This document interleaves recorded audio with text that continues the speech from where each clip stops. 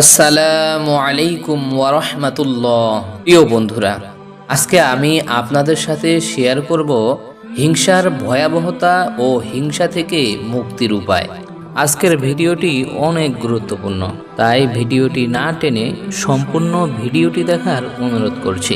হযরত হাসান বসরি রহিমাহুল্লাহ বর্ণনা করেন, রাসূলুল্লাহ সাল্লাল্লাহু আলাইহি ওয়াসাল্লাম ইরশাদ করেন, হিংসা ও বিদ্বেষ মানুষের নেকি সেভাবে ধ্বংস করে দেয় যেভাবে আগুন কাঠ পুড়িয়ে দেয়।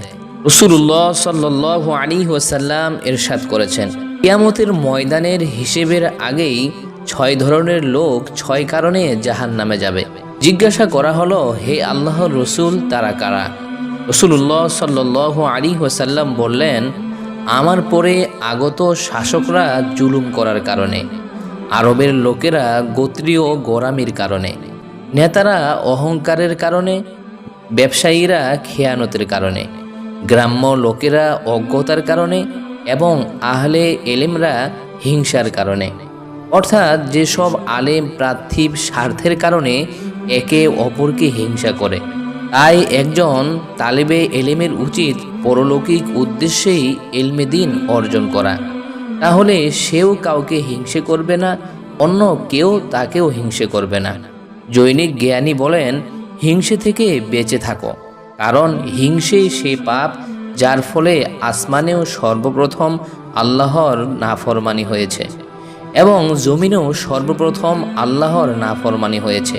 আসমানে আল্লাহ তাআলার নাফরমানি দ্বারা উদ্দেশ্য হলো শয়তানের ঘটনা।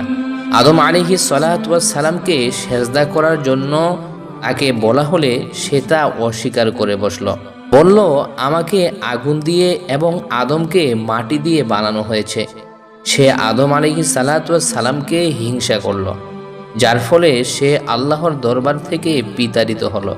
আর জমিনে আল্লাহর নাফরমানির দ্বারা উদ্দেশ্য হলো হযরত আদম আলাইহিস সালাতু ওয়াস সালামের পুত্র কাবিলের ঘটনা। হিংসার বশীভূত হয়ে সে তার ভাই হাবিলকে হত্যা করল।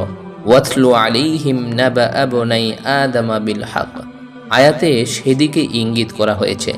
আহনাব বিন কায়স রহিমাহুল্লাহ হতে বর্ণিত, হিংসাকারী ব্যক্তি আরাম পায় না, কৃপণ ব্যক্তি সুখী হয় না, ব্যথিত হৃদয় ব্যক্তির বন্ধু থাকে না, মিথ্যাবাদীর মানবতা থাকে না, খেয়ানতকারীর কোনো মত থাকে না, আর চরিত্রহীন ব্যক্তি নেতৃত্ব দিতে পারে না। ফকিহ রহিমাহুল্লাহ বলেন, 3 ব্যক্তির দোয়া কবুল হয় না। নাম্বার 1, যে ব্যক্তি হারাম মাল ভক্ষণ করে। নাম্বার 2, যে ব্যক্তি বেশি বেশি গীবত করে। এবং নাম্বার 3, যার মনে কোনো মুসলমানের জন্য হিংসা বা বিদ্বেষ রয়েছে। সালেম রহিমাহুল্লাহ তার পিতা ইবনে ওমর রাদিয়াল্লাহু তাআলা আনহু হতে বর্ণনা করেন, নবীজি সাল্লাল্লাহু আলাইহি ওয়াসাল্লাম ইরশাদ করেছেন, শুধুমাত্র 2 ব্যক্তির উপর হিংসা করা যাবে।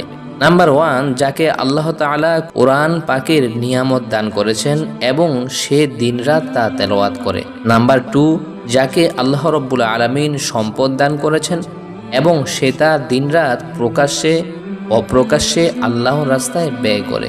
এখানে হিংসা দ্বারা উদ্দেশ্য হলো তাদের মতো হতে চেষ্টা করা, রাত দিন যেন কোরআন তেলাওয়াতে লেগে থাকতে পারে, তাহাজ্জুদ পড়তে পারে, বেশি বেশি দান খয়রাত করতে পারে। এটি প্রশংসনীয় ও পছন্দনীয় হিংসা। হযরত আবু হুরায়রা রাদিয়াল্লাহু তাআলা আনহু হতে বর্ণিত, তিনি হুজুর সাল্লাল্লাহু আলাইহি ওয়াসাল্লামকে জিজ্ঞাসা করলেন, মুসলমানের উপর মুসলমানের কি হক রয়েছে? তিনি বললেন, 6টি হক রয়েছে। আরজ করলেন, সেগুলো কি কি? রাসূল সাল্লাল্লাহু আলাইহি ওয়াসাল্লাম বললেন, নাম্বার 1, দেখা হলে তাকে সালাম করা। নাম্বার 2, সে নিমন্ত্রণ করলে তা কবুল করা। নাম্বার 3, পরামর্শ চাইলে তাকে সুপরামর্শ প্রদান করা। নাম্বার 4, হাঁচি দিলে সে আলহামদুলিল্লাহ বললে তার জবাবে তুমি ইয়ারহামুকাল্লাহ বলা। নাম্বার 5, অসুস্থ হলে তার সেবা করা। এবং নাম্বার 6, সে মারা গেলে তার জানাজায় শরীক হওয়া। হযরত আনাস বিন মালিক রাদিয়াল্লাহু তাআলা আনহু বলেন, আমি রাসূলুল্লাহ সাল্লাল্লাহু আলাইহি ওয়াসাল্লাম এর সেবায় 8 বছর ছিলাম। আমাকে তিনি সর্বপ্রথম যা শিখিয়েছেন তা হলো, হে আনাস, নামাজের জন্য তুমি উত্তম রূপে ওযু করো, হেফাজতকারী ফেরেশতারা তোমাকে ভালোবাসবেন, তোমার আয়ু বৃদ্ধি পাবে। হে আনাস, জানাবাতের গোসল করো এবং তা উত্তম রূপে করো, কারণ প্রতিটি প্রসবের নিচে জানাবাত আছে। আমি বললাম, হে আল্লাহর রসূল, আমি তা উত্তম রূপে কিভাবে করব? তিনি বললেন, পশমের গোড়া ভিজিয়ে রাখো, দেহের চামড়া পরিচ্ছন্ন করো। এভাবে করলে তুমি গোসলের জায়গা থেকে এমন অবস্থায় বের হবে যে তোমার গুনাহগুলো ক্ষমা করে দেওয়া হয়েছে। সুবহানাল্লাহ। হে আনাস, স্বাস্থ্যের দুরাকাত যেন তোমার কখনো বাদ না যায়, কারণ এটা আল্লাহওয়ালাদের নামাজ। আর দিন রাতে বেশি বেশি নামাজ পড়ো, কারণ তুমি যতক্ষণ নামাজে থাকবে ততক্ষণ ফেরেশতারা তোমার জন্য দোয়া করতে থাকবে। সুবহানাল্লাহ। হে আনাস, ঘরে প্রবেশ করলে সালাম করো, অর্থাৎ ঘরের লোকদের সালাম করো। এতে তোমার মধ্যে এবং তোমার ঘরের মধ্যে বরকত বৃদ্ধি পাবে। কোনো মুসলমানের সাথে দেখা হলে তাকে সালাম করবে, এতে তোমার মনে ঈমানের স্বাদ অনুভব হবে। আর যদি সে যাত্রায় কোনো পাপ হয়ে থাকে, তুমি বাড়ি ফিরে আসার আগেই তোমাকে ক্ষমা করে দেওয়া হবে। সুবহানাল্লাহ। হে আনাস, কোনো মুসলমানকে ধোঁকা দেওয়ার পরিকল্পনা নিয়ে কোনো রাত বা দিন কাটাবে না, এটা আমার সুন্নত। আর যে আমার সুন্নত অনুসরণ করে সে আমাকে ভালোবাসে, ফলে সে জান্নাতে আমার সাথে থাকবে।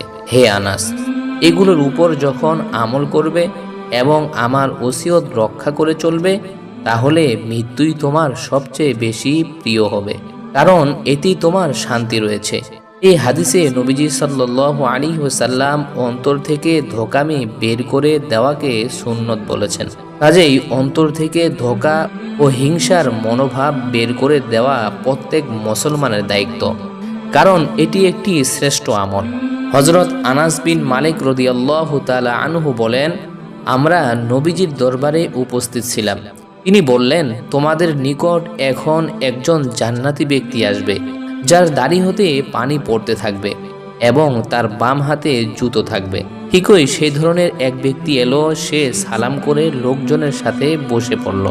পরের দিন রাসূলুল্লাহ সাল্লাল্লাহু আলাইহি ওয়াসাল্লাম একই কথা বললেন, আর ওই ব্যক্তি নবীজির বলা আকৃতি নিয়ে উপস্থিত হলো। তৃতীয় দিনেও এমনটাই হলো।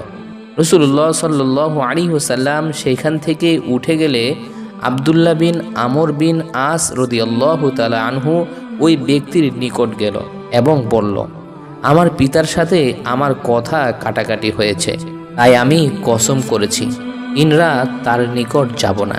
তুমি চাইলে আমাকে আশ্রয় দিতে পারো। সে বলল, ঠিক আছে। আনাস রাদিয়াল্লাহু তাআলা আনহু বলেন, আব্দুল্লাহ বিন আমর বিন আস বর্ণনা করেন, আমি এক রাত তার সাথে কাটালাম।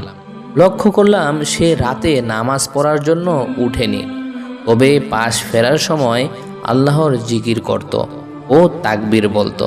ফজরের সময় হলে সে পূর্ণরূপে ওযু করল এবং উত্তম রূপে নামাজ আদায় করল, আর দিনের বেলায় রোজাও রাখেনি। 3 দিন পর্যন্ত তাকে পুরোপুরি লক্ষ্য করলাম, এর বেশি কিছুই সে করেনি, তবে তাকে সবসময় ভালো কথাই বলতে শুনেছি। 3 দিন পেরিয়ে গেল, তার আমলটা আমার নিকট সামান্য মনে হলো।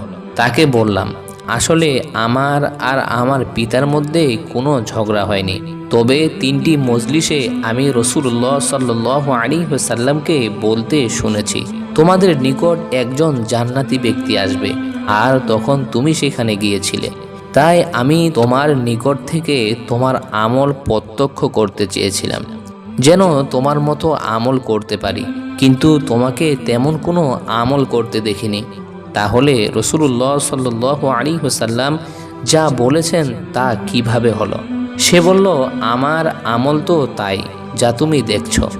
আমি সেখান থেকে রওনা হয়ে এলাম।